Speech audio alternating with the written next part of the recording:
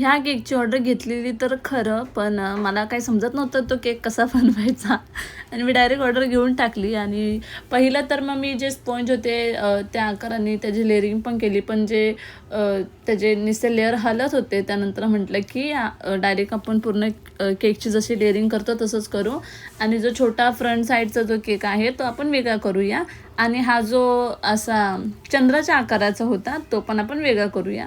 तर दोन्हीही केक वेगळे केले आणि जे स्पंज क्रम्स निघतात ना कधी कधी, तर ते केकला पण लागत होते. तर त्याचं पण टेन्शन होतं. प्लस हा केक मला रबायला जाऊन द्यायचा होता, त्याचं पण जरा मला वेगळं टेन्शन होतं, कारण की सेम डे दुसऱ्या पण ऑर्डर होत्या आणि मला हा केक रबायला जाऊन द्यायचा पण होता.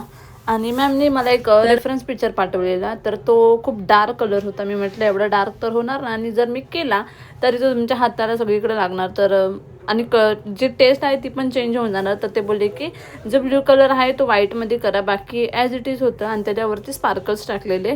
आणि जेव्हा केकचा फायनल लुक मी बघितला तर खरंच खूप सुंदर होता आणि मला पर्सनली हा केक खूप आवडला. आणि मॅमचा जो फीडबॅक आहे तो पण मी शेवटला शेअर केला, तर तुम्ही नक्की बघा. And thank you for watching. Bye.